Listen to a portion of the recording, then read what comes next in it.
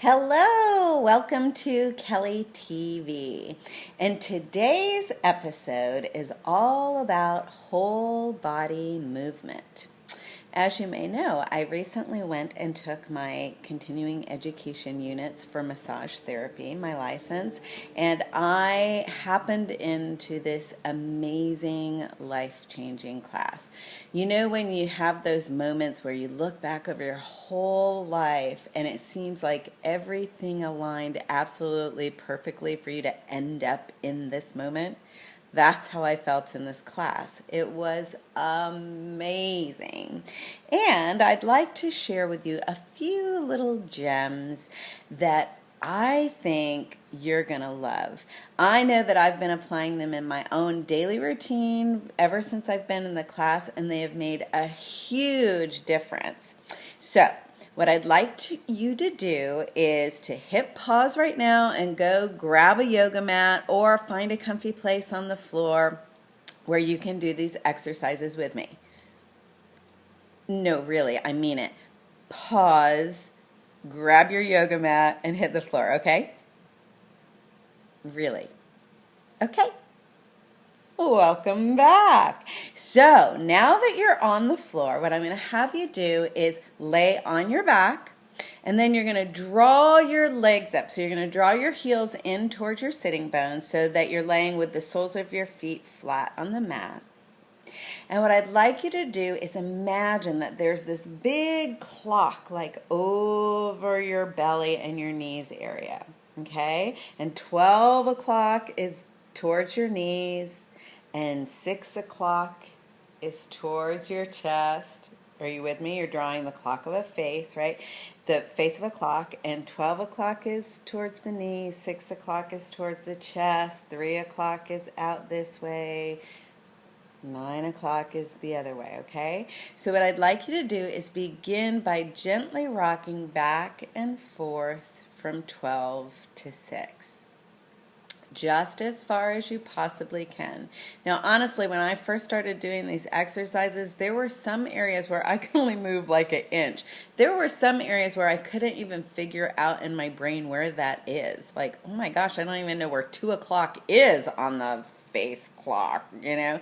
So just keep practicing. Don't stop. Just keep moving from the 12 to 6, and the body, as you repeat the movement, the body will become more comfortable. And once you get comfortable at 12 to 6, then move from 1 to 7. Rocking across from 1 to 7, and just keep going. Now there might be some little areas where you're rocking, you might feel some little lumpy bumps or some really funny parts. It's okay. Stay in your peaceful place and just allow the body to open. Then move on from 2 till 8. And again, just gently rocking. If you can't figure out in your brain where the 2 is or where the 8 is, just fake it. Keep telling your brain 2 till 8 and imagine your body doing it, and your body might actually start finding its way into that path. And then move from 3 till 9. 3 till 9. Again, just flowing back and forth. Now, when I'm doing the 3 to 9, instead of focusing so much on the hips, I kind of just let my knees fall open from side to side and let my hips follow. And then from 4 till 10, and 4 till 10. Again, rocking. Just allowing your brain to find that passage and allowing your body to gently rock back and forth. Now, you're going to continue on all the way around the clock from 4 till 10, from 5 to 11, from 6 to 12, from 7 back to 1, from 8 back to 2, from 9 back to 3, from 10 back to 4, from 11 back to 5, and back to 12 to 6. And once you complete that, then what you're going to do is you're going to move on to these other exercises, which I like to call the Etch-a-Sketch. Did you have an Etch-a-Sketch when you were a kid? You remember those cool little things you would turn the buttons? Well, I used to love to pretend I was blacking out the entire screen. So what you would do is you would move over a little bit, and then you go up and down. And then you'd move over a little bit, and you'd go up and down. We're going to do the exact same thing on your spine. Okay, so go back to the 12 to 6, the 12 to 6, and then just eke over like a tiny bit, like imagine in your head like you're moving over a half an inch or an inch on your spine, across. And then once you find that new little plane, then move up and down again. And then once you get comfortable there and you iron out any little bumpy spots, then eke over a little bit more towards that right hip and go up and down again.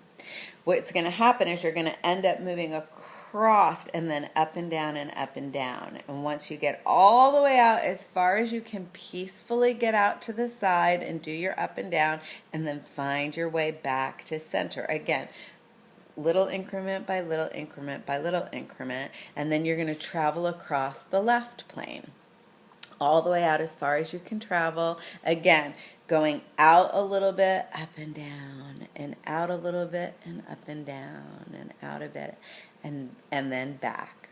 Okay? So once you've completed that set of exercises, the vertical Etch-a-Sketch, which I like to call it, then you're going to move into working on the horizontal plane. So you're going to come back, and this time you're going to go from the 3 to 9. So again, when you're on that 3 to 9 axis, instead of focusing so much on shifting the hips, just focus on dropping the knees open to the left and the knees open to the right, and you will find that the hips naturally open to their comfortable spot. Okay, then you're going to do the same thing. Come back to center and then eke up a little bit on the spine, and then rock back and forth from 3 to 9 that way. Okay, then eke up a little more and back and forth. Eke up, back and forth, and go up as far as you comfortably and peacefully can, and then eke your way back down. Again, eke down and back and forth, eke down and back and forth, all the way back to your center, and then drop down and back and forth, and down and back and forth. It was really funny when I first started doing these exercises. I don't know, I moved maybe that far on my actual spine that I thought was comfortable to move up and down. And now I can go all the way to like just below my shoulder blades, all the way down to almost, it feels like the tip of my tailbone. And it creates this huge arc in my back, and it's so awesome feeling. The first few days, I couldn't even imagine that that was a possibility. I didn't even know where 2 o'clock was on the clock face, or the face of the clock, however you want to say it. Okay, so just start where you are and keep practicing. And then your final exercise is to come back to the clock, start at 12 to 6, and then go backwards from 11 to 5, and then from 10 to 4, 9 to 3, you get the picture, and all the way back to the final 12 to 6. What you'll find fascinating, at least I know I did, is that second time through the clock, so much easier, right? Well, your challenge this week is to actually do these every day, and that first day, today, after you do the whole set, go in and write a comment about after you get up off the floor or off your mat and you walk, tell me how different it feels.